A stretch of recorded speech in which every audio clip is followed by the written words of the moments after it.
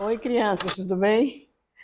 Meu nome é Eugênia de Medeiros, eu sou engenheira agrônoma, trabalhei no IBAMA durante muitos anos, formei em agronomia pela Universidade Federal do Piauí, depois eu fiz um mestrado em meio ambiente e desenvolvimento, para trabalhar mais com a questão ambiental. Mas eu sempre trabalhei com a questão ambiental, tanto na fiscalização quanto na proteção. Comecei a trabalhar no IBDF, extinto IBDF, que deu origem ao IBAMA. E desde que eu comecei a trabalhar na conservação. E comecei a trabalhar com a Serra da Capivara a partir de 1983, na época da elaboração do plano de manejo do parque. A gente precisava de uma pessoa que fizesse a ponte entre a Fundan, doutora Niede, e o IBAMA, na fiscalização, no controle dessa questão da gestão e elaboração do plano de manejo. Então, eu fiz essa intermediação. Depois a gente trabalhou com alguns projetos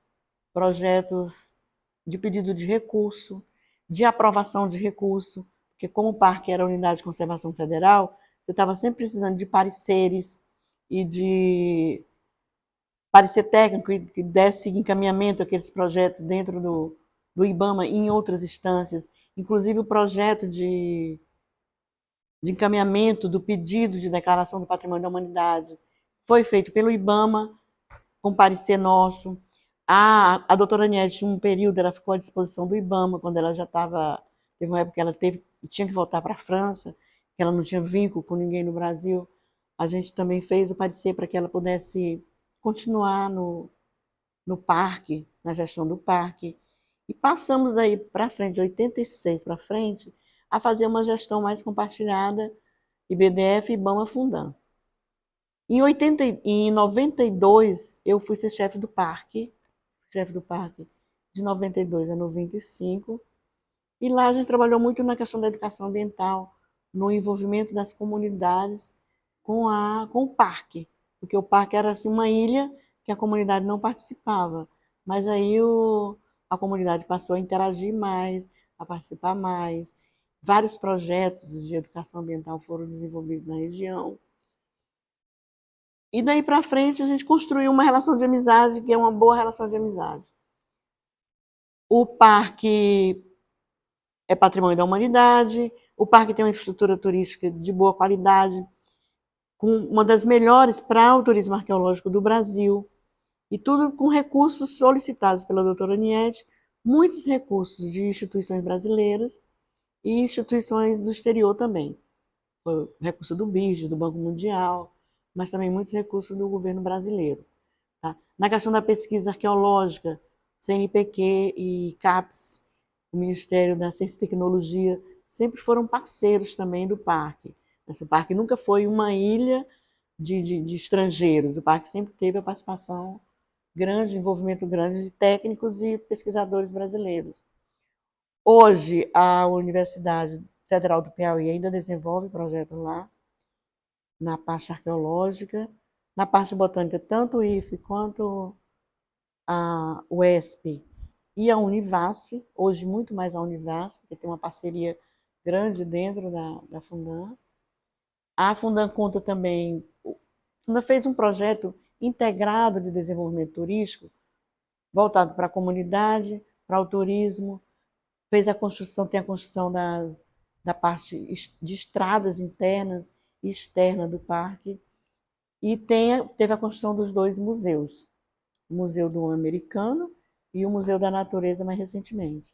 Certo? Então, isso tudo torna aquela região um complexo de turismo arqueológico.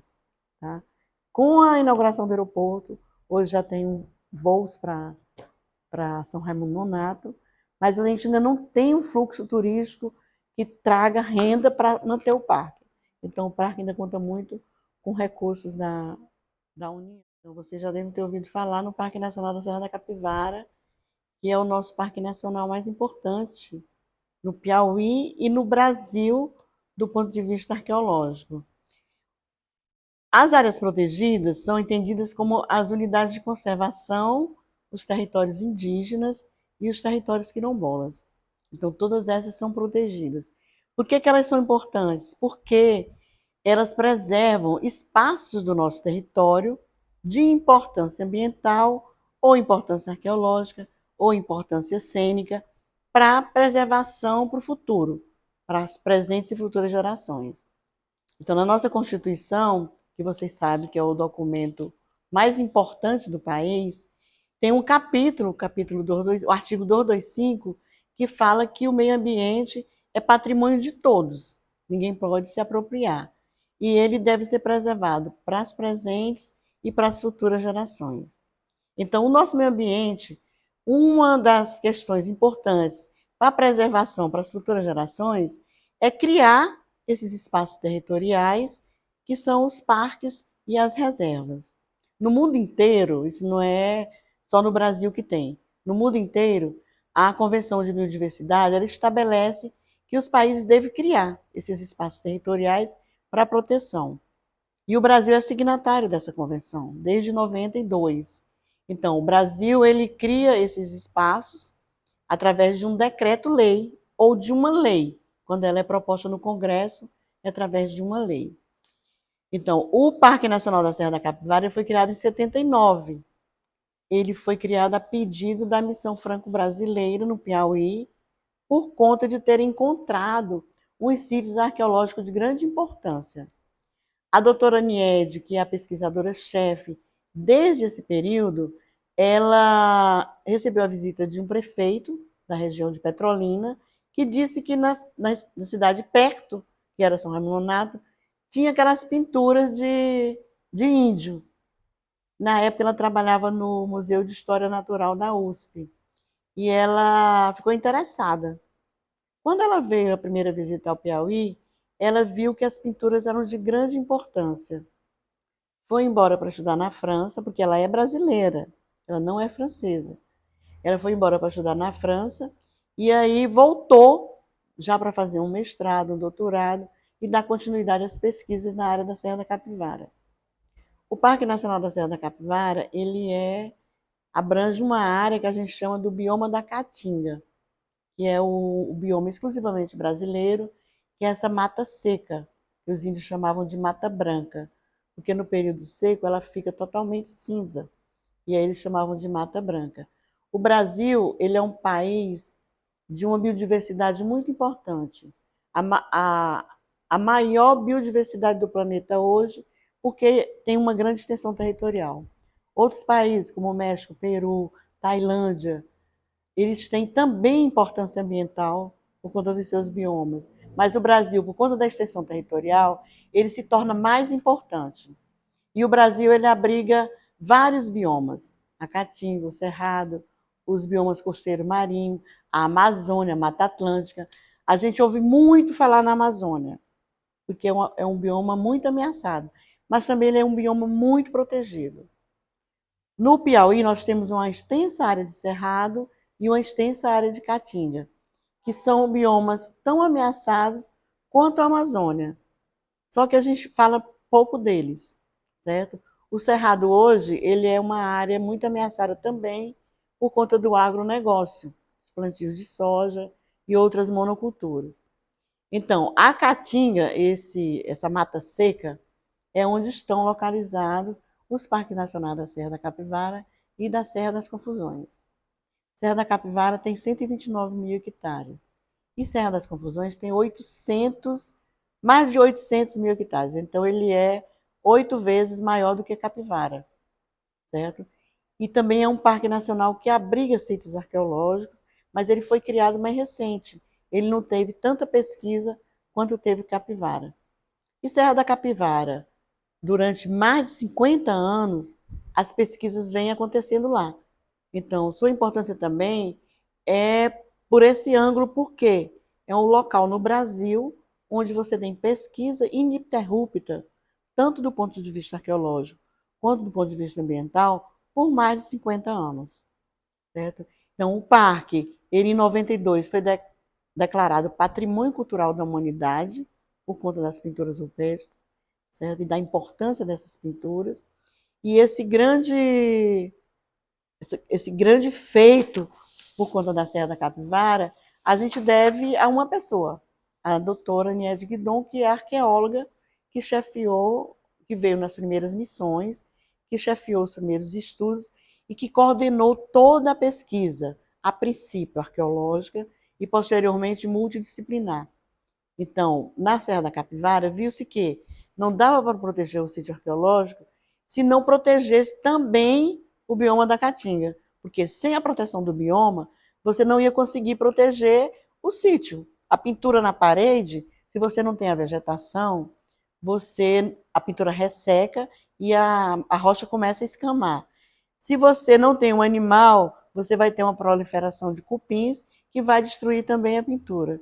Então, aí a pesquisa na Serra da Capivara passou a ser multidisciplinar. Todas as áreas, da biologia, da arqueologia, da botânica, foi pesquisado fauna, flora, a parte do subsolo, a parte das águas e também a parte social. A parte sociológica foi incluída nessa pesquisa, tanto estudando quem foram os homens que ocuparam aquela região pré-historicamente, quanto aqueles que ocuparam historicamente e os que hoje ocupam, e também as necessidades desses homens. Daí foi desenvolvido um grande projeto para ser um projeto de desenvolvimento sustentável vinculado ao turismo. Então, o parque, hoje, ele conta com mais de 100 sítios arqueológicos preparados para visitação. Naquela região, nós temos duas universidades, a Universidade Estadual do Piauí, a Universidade Federal do Vale do São Francisco, e temos o Instituto Federal de Educação, todos com cursos e disciplinas voltadas para o estudo daquela região, certo? Temos o aeroporto que já foi inaugurado e a gente fala assim, a gente deve isso à luta da doutora Niede. Com ela também vários pesquisadores e várias pessoas de governo, de outras instâncias, tanto do governo estadual quanto federal, contribuíram para esse feito dela e para o desenvolvimento daquela área, certo? Certo? E uma coisa muito importante é que as novas gerações, elas se envolvam com a questão da conservação. Porque não adianta dizer que quem cuida do meio ambiente não quer saber do desenvolvimento. Não, é o contrário.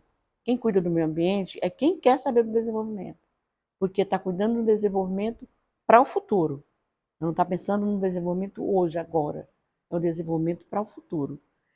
Se vocês pensarem que todos os serviços ambientais que a gente tem, que apesar da gente nem dar conta deles, como o ar que a gente respira, a água que a gente bebe, a comida que a gente come, as doenças que são controladas e as que não são controladas, todas elas fazem parte desse sistema integrado que a gente chama de ambiente natural. Então, na hora que tem um desequilíbrio, quem sofre mesmo é a humanidade, porque ela sente que sofre, mas todo o ambiente sofre, tanto os vegetais quanto os animais. Tchau, crianças, um abraço.